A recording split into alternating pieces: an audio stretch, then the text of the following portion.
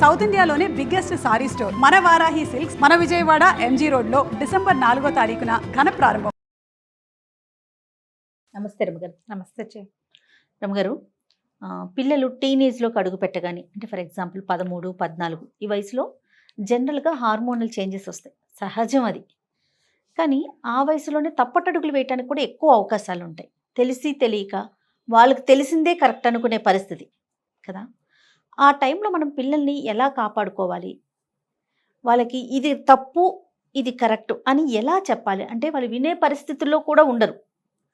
ఎలా ఫస్ట్ నుంచి ఎలా నేర్పించాలి రమ్మగారు? ప్లస్ ప్రేమని, పెళ్ళని, పెళ్ళిళ్ళు దాకా కూడా వెళ్ళిపోతున్న పిల్లల్ని చూస్తూ ఉన్నాం మనం. ఇది ఎప్పుడూ ఉంటుంది జయ, ఇవాళ కొత్తగా ఈ కాలంలో వచ్చిందని అనుకోవద్దు. అవును, ఈ ప్యూబర్టీ వచ్చేసరికల్లా అడాలసెన్స్ అంటారు, దాంట్లోకి కౌమార దశ వచ్చేసరికి ప్రపంచం కొత్త రంగులతోటి కనపడుతుంది. వీళ్ళకు కూడా బాడీలో చేంజెస్ వస్తాయి, మానసిక వికాసం కొంత తేడా వస్తుంది, ఆపోజిట్ సెక్స్ని చూసి అట్రాక్షన్ వస్తుంది. ఈ అట్రాక్షన్ చాలా సింపుల్, సహజం. ఊరికే దొంగతూపులు చూడడం, చూసి చూడనట్టు ఉండటం, వాళ్ళతో మాట్లాడాలని ట్రై చేయటం ఆ ఏజ్లో చాలా న్యాచురల్గా జరిగేది. దాన్ని కట్ చేయలేము, కరెక్ట్ చేయలేము మనం, అదంతే. కాకపోతే ఈ ఫర్దర్ స్టెప్పులకి వెళ్ళిపోతారు చూడు. దానికి కారణం ఏంటంటే ఎక్కువగా సోషల్ మీడియా, ఫ్రెండ్స్, సినిమాలు, వాళ్ళని పక్కదవ్వ పట్టించే రకపు పరిస్థితులు,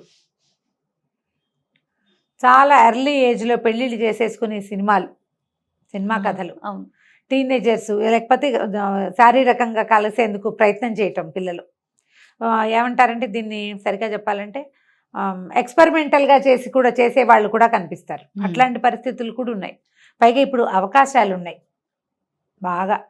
మనం పొద్దున్న పేరెంట్స్ ఇద్దరూ వర్కింగ్, పిల్లలు ఇంట్లో ఉంటారు, ఒక్కళ్ళే ఉంటారు, ఇంట్లో ఎవరు పెద్దవాళ్ళు ఉండే అవకాశం లేదు. ఉన్న వాళ్ళని ఎట్లాగొట్లా మేనేజ్ చేసేస్తారు. పైగా పిల్లలు తమ ఏదైనా చేయదలుచుకుంటే దొంగ పని చేసే తీరాలన్న ధోరణి. ఫ్రెండ్స్లో బాయ్ ఫ్రెండ్స్ లేకపోవటం, గర్ల్ ఫ్రెండ్స్ లేకపోవటం అనేది చిన్నతనం అనే భావన.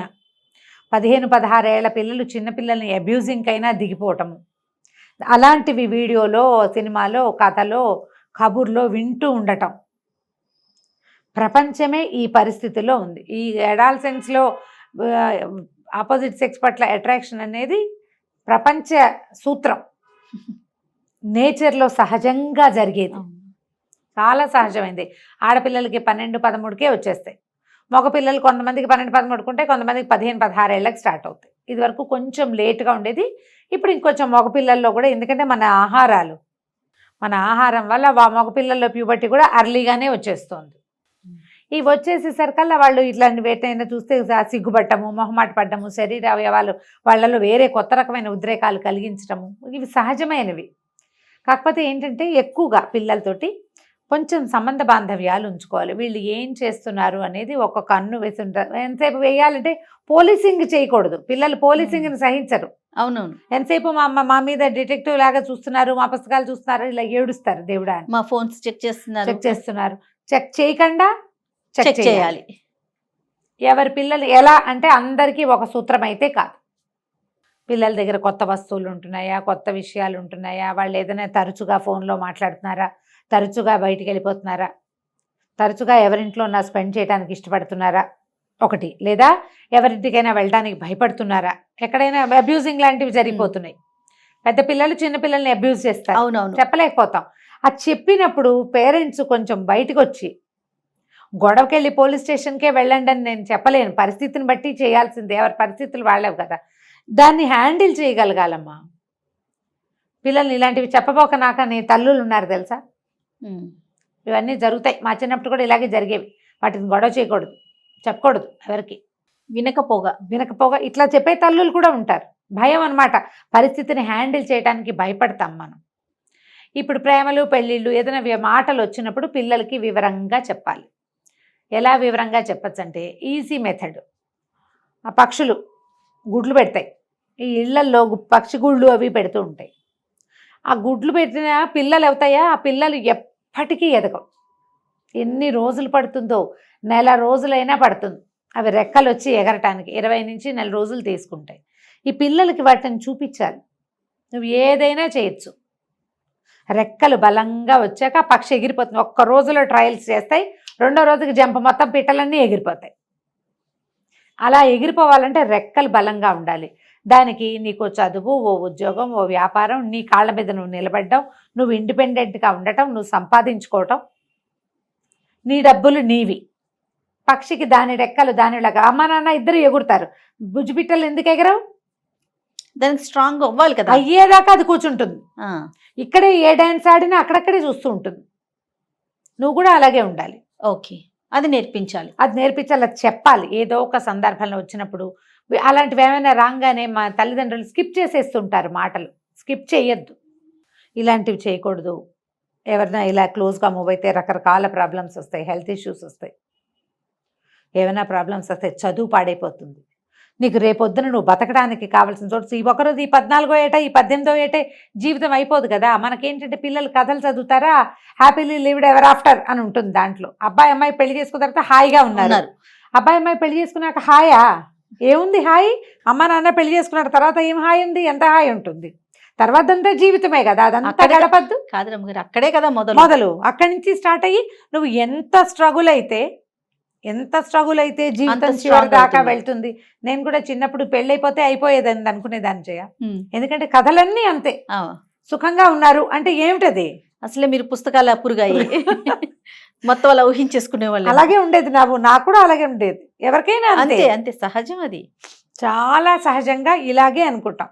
ఇదే sentence, they lived happily ever after. ఎప్పటికీ హ్యాపీగా ఉన్నారు జీవితాంతం. సినిమాలో కూడా చూడండి రమ్మగారు, పెళ్ళవగానే శుభం. శుభం ఎట్లా అవుతుంది? ఒట్టి శుభమే అవుతుందా? అలాగే ఉంటామా? పెళ్ళయ్యాక ఏవి రావా? వస్తున్నాయిగా మన అమ్మ నాన్నల జీవితాల్లో.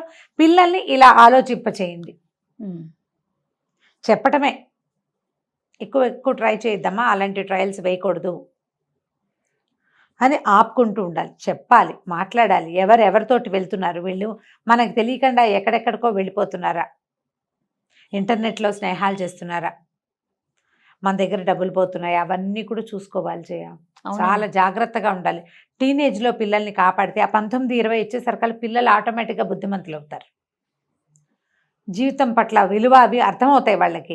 ఇంత పిచ్చి అట్రాక్షన్ అది ఉండదు, కొంచెం మెల్లిగా తెలుసుకుంటుంది రోజులు గడిచే కొందికి. అందరి పిల్లలు ఇలా అయిపోతారని అనుకోవద్దు, కానీ ప్రతి పిల్లలకి ఉంటాయి. అది ఒక్కళ్ళు దాని మీద జోరుగా ఉంటారు, మిగిలిన విషయాలు వదిలేసి దాని మీదకే వెళ్తారు. లోపల ఉన్న హార్మోన్స్ వాళ్ళని అంత లాక్కెళ్ళిపోతూ ఉంటాయి. ఆ లాక్కెళ్ళబడుతున్న వాళ్ళని కొంచెం కాపాడండి. చెప్పాలి, మాట్లాడాలి. వదిలిపెట్టద్దు ఒంటరిగా. ఎవరింట్లో ఉన్నా వదిలేసి వెళ్ళొద్దు, వేరే వాళ్ళ ఇళ్ళకి పంపించద్దు. ఫ్రెండ్స్ ఇళ్లలో రాత్రిళ్ళు పడుకోవడానికి వెళ్తూ ఉంటారు పిల్లలు, అది చేస్తారు కదా, ఏమంటారు స్లీప్ ఓవర్స్. స్లీప్ ఓవర్ వాళ్ళ అమ్మా నాన్న లేకుండా స్లీప్ ఓవర్ చేయనివ్వబోకండి. వాళ్ళ ఇంట్లో ఎవరున్నారో కనుక్కోవాలి ముందు. అది కనుక్కుని అప్పుడు పంపించవచ్చు. అప్పుడు కూడా రిస్క్ ఉంటుంది ఖచ్చితంగా, అప్పుడు కూడా రిస్కే, కాదని అనడానికి వీల్లేదు. వీళ్ళు ఏదైనా ఎక్స్పెరిమెంట్ చేయడానికి కూడా వెళ్ళొచ్చు. అవును, చెప్పలేకపోతాం. ఈ కజిన్స్ వాళ్ళ ఇళ్ళకి వెళ్తే పిల్లలు పెద్దవాళ్ళు ఎవరైనా అబ్యూస్ చేయడానికి ట్రై చేయొచ్చు. వాళ్ళకి కొత్త విషయం మీద వీళ్ళకి కూడా ఆసక్తి ఉండొచ్చు, ఏదైనా జరగచ్చు కదా. కొంచెం ఒక కన్ను వేసి అమ్మో నాన్నో ఎవరో ఒకళ్ళు పిల్లలకి ఏదైనా తల్లులు నేర్పించకపోతే తండ్రులు వదిలే చిన్నపిల్లలు చెప్పకూడదంటారు. చాలామంది తండ్రుల్లో ఈ ప్రాబ్లం ఉంటుంది. ఆడపిల్లలకి ఏం చెప్పకూడదు, మగ పిల్లలకి చెప్పకూడదు అనుకుంటే తల్లులు. మగ పిల్లాడు వాడికి అన్నీ తెలుసు, వాడికే తెలుస్తాయి, వాడే తెలుసుకుంటాడు అని అండ్ వాడే తెలుసుకునే ఏముండదు. 300 మంది కింద పడి పళ్ళు రాలు కొట్టుకుని బుద్ధి తెచ్చుకుంటారు. పళ్ళు రాలిన బుద్ధి రాని జాతులు ఇంకో కొన్ని ఉంటాయి. మనం ఏం రాసుకొచ్చామో దాని ప్రకారం ఉంటుంది అనమాట. ఏదైనా ప్రాబ్లం ఉంది, పిల్లలు మాట వింటలేదంటే ఒక కౌన్సిలర్ని ఎవరైనా చూడండి. మన ఇంట్లోనే ఎవరైనా మాట్లాడే వాళ్ళు ఉంటే వాళ్ళతోటి మాట్లాడించండి. సైకాలజిస్టులు, సైక్రియాటిస్టులు మనకి చాలా మంది ఉన్నారు ఇప్పుడు. అవును, పిల్లలకి కౌన్సిలింగ్ ఇచ్చేవాళ్ళు, చైల్డ్ కౌన్సిలర్లు. అదేదో తప్పు ఇది అని అనుకోబోకండి, సమాజం బాగుండలేదు కాబట్టి మనం ఇలాంటి ఒక స్టెప్ తీసుకోవచ్చు. అవును, స్కూల్లో టీచర్లతో ఏమైనా ప్రాబ్లమ్స్ ఉన్నాయా అలాంటివి కూడా కొంచెం చూసుకుంటూ ఉండాలి.